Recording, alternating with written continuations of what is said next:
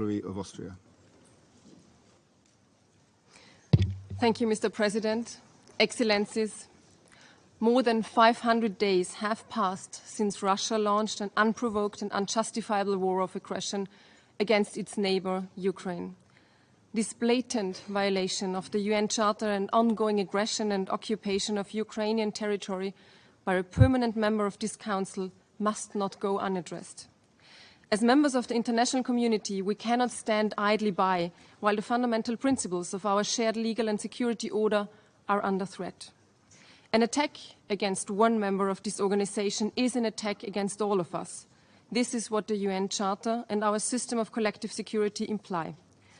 In recent decades, significant progress has been made in advancing international law and building guardrails aimed at safeguarding the rule of law. However, faced with such flagrant breach of the Charter, we have no choice but to reiterate that respect for international law is not an option, it is an obligation. We must not accept living in a world where the law of the powerful overrides the rule of law. It is our collective responsibility to work towards a future where might does not make right. Blatant violations of international law must be met with resolute consequences by the international community. The United Nations was created out of the ashes of World War II and the horrors of the Holocaust to, and I quote, save succeeding generations from the scourge of war, end of quote, as the Charter states. Yet, the silence of this Council, the most powerful body within this organization, in the face of the Russian aggression, is a fundamental concern.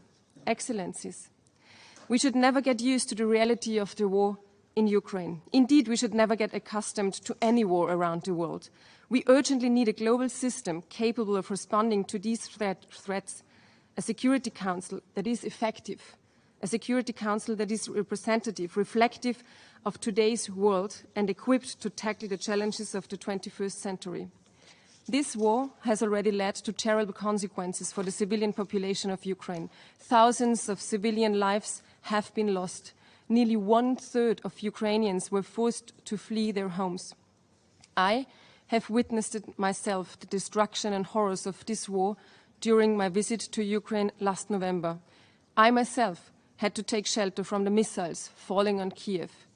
And I saw destroyed residential buildings where so many people lost their lives. Austria vehemently condemns the deliberate attacks on Ukraine's civilian infrastructure. The humanitarian consequences, such as the destruction of the Kakhovka Dam, cannot be overstated. Many of these acts constitute war crimes, and some, as the UN Commission of Inquiry has found, may even amount to crimes against humanity. Recognizing that impunity fuels the cycle of atrocities, the perpetrators must and they will be held accountable.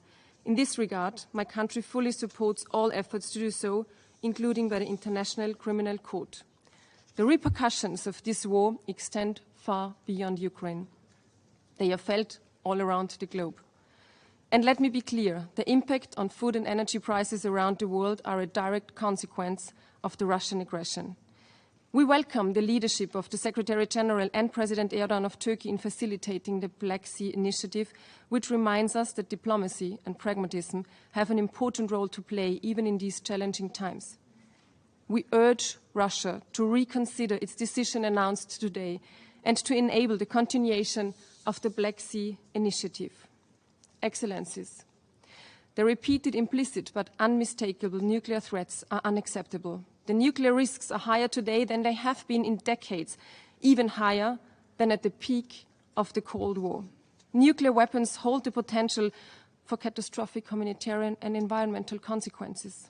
This underscores the urgent need for progress in nuclear disarmament and a departure from the nuclear deterrence paradigm. The international community must ensure that the taboo against any use of nuclear weapons is safeguarded and that any threat or use remains inadmissible. It is essential that the International Atomic Energy Agency secures nuclear energy facilities that have been targeted in this war. We appreciate Director General Gross's proposal in this regard and express gratitude for the dedicated work of the teams on the ground. Excellencies, this war of aggression must end. I call upon the Russian Federation to immediately and without any condition withdraw its forces from all of Ukraine within its internationally recognized borders. And I call on us, let us not grow numb to the horrible consequences of the war, to the suffering of civilians, to the constant threat of nuclear catastrophe, to the economic repercussions felt around the globe. Instead, let us use our collective strength to bring an end to this war and secure a just and lasting peace for Ukraine based on the UN Charter and international law. I thank you.